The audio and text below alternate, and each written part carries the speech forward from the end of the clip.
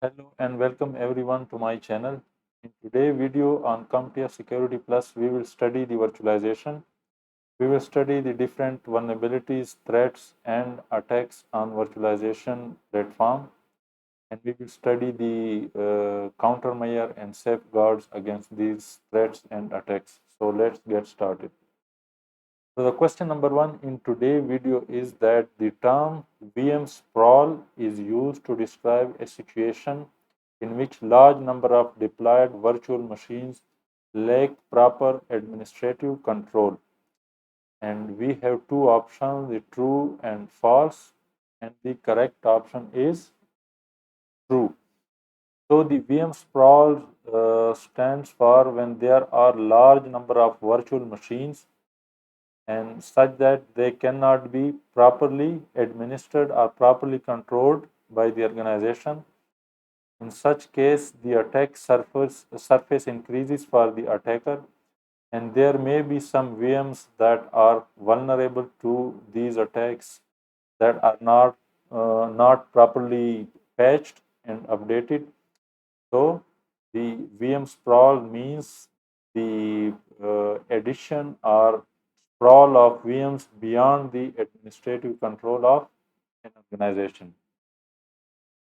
The question number two is that the term VM escape refers to the process of breaking out of the boundaries of a guest operating system installation to access the primary hypervisor controlling all the virtual machines on the host machine. And again, we have two options, true, false, and the correct option is true. Yes, this option is true. So the VM escape refers to when the attacker or the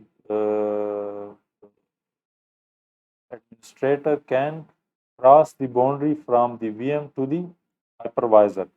In such case, this process is called the VM escape. It is called the VM escape because the attacker can escape from the VM space to the hypervisor space. Question number three is that a file-based representation of the state of a virtual machine at a given point in time is called, and the options are restore point, shadow copy, snapshot, or system image.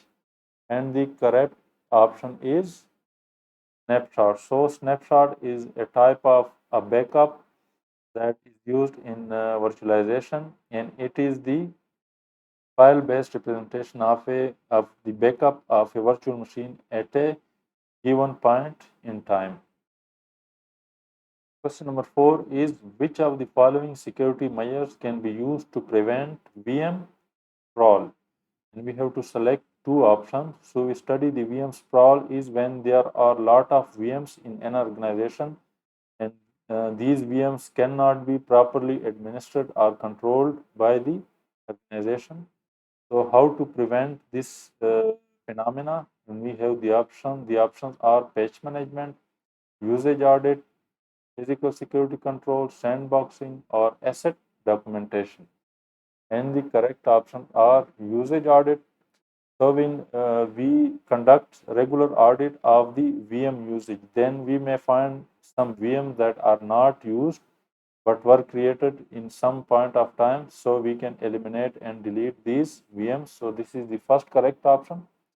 And the second option is the asset documentation. When we document all the assets that are required for our business, then we come across some assets that are available in the organization but are not effectively used. So these assets are then eliminated. And so this process of documentation help prevent the phenomena of VM sprawl. Question number five is that what are the countermeasures against VM escape? And again, we have to select two correct options. The options are group policy, sandboxing, user training, patch management, and asset documentation. And the correct options are sandboxing and patch management. So using the patch management, we can patch the vulnerable VMs, and again the vulnerable or the affected VMs can be sandboxed so that the VM escape threat is reduced or eliminated. Question number 6 is that which of the following terms refer to the concept of virtualization on an application level? And the options are serverless architecture, containerization, system on a chip, or infrastructure as a code. And the correct option is containerization. So in traditional virtualization, we have hardware, then hypervisor, and then over the hypervisor, we have operating systems. And then upon the operating system, we have the applications. While in containerization, we have the hardware, and then the container runtime or container environment, and directly on these container, we have the application. So this operating system layer is eliminated, and this helps in increase speed and reduce fingerprint of the operating system and reduce resource utilization. Question number 7 is that what type of backups are commonly used with the virtual machines? And the options are incremental backups, snapshot backups, tape backups, or differential backups. And the correct option is snapshot backups. So in virtualization, the VMs are backed up using the snapshots. So the snapshot backups is used in virtualization for backing up the virtual machines.